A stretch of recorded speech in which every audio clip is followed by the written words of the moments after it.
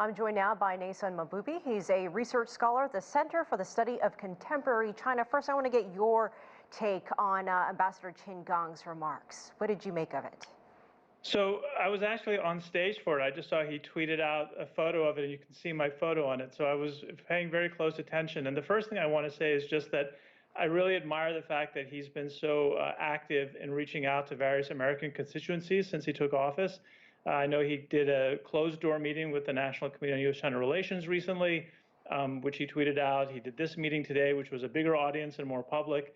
And I think that's the role of a diplomat once you're in a new country, to really reach out and do the best you can to convey your points and then to listen to the points of the audience. And so I think that is very, very good. In terms of his talk today, I think it was very fitting that he had this theme of talking about the ways in which the Chinese political system is accountable in different ways, that he was speaking to the Carter Center, which has done a lot of really good work with Chinese partners over many years on things like village elections, on participation in local decision-making. And so I think, to some extent, the topic was very well suited for that audience convened by the Carter Center. I think what was also very good about today's event was that many of the Americans who were also on stage had a chance to represent some of the things that are concerning from the American vantage point, and then to give Ambassador Qin Gang a chance to speak to that. And I think it's probably fair to say that there were differences of opinion between himself and some of the Americans in the audience, but the fact that everything could be expressed and deliberated on publicly, I think was on the whole a very good thing. He did a recent session with U.S. business leaders, and you said you were there. I saw some other former U.S. diplomats there taking part as well. So what would you say was his main overall message? I mean, you had President Xi Jinping address the United Nations just the day before. How do you think all of this, the messages that they're sending, will be received here in the United States? I think at some level the message transcends the particular topic and is a message of, look, let's have conversations. Let's talk about the areas in which we might have more commonality than you might think. And I think that that's a message that President Biden as well has tried to convey in his UN General Assembly speech the other day, in saying that there is no Cold War that is on his mind or that he wants, and that we have to find a way to work collaboratively together on issues like climate change.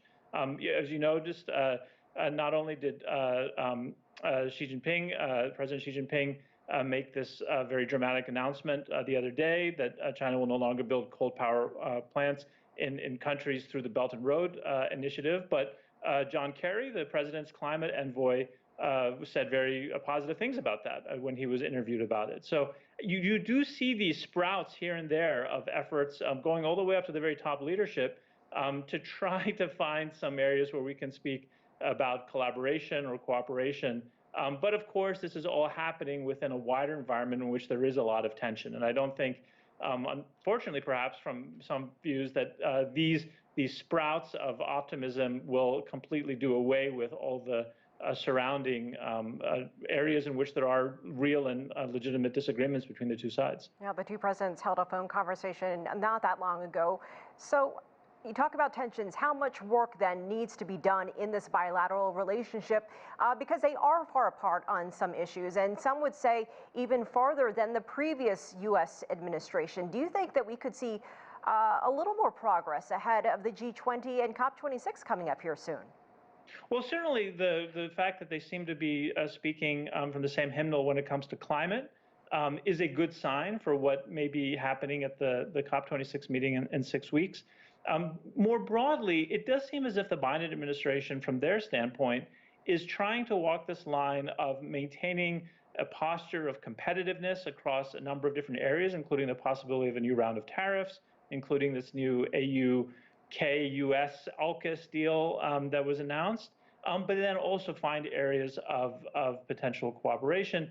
The big question for a number of us, including myself, is whether or not the Chinese side is open to that kind of arrangement, where there are some things in which there's going to be more competition and strong disagreement, and then some things that are worked out collaboratively. At the surface level, some of the statements from the Chinese side have suggested that that's not very attractive to them, that they don't want to sort of have this bifurcated relationship. But the reality is that, maybe there is some possibility for that, as we've seen with the positive statements from the, President Xi at the UN GA and Ambassador Qin Gang at this roundtable earlier today.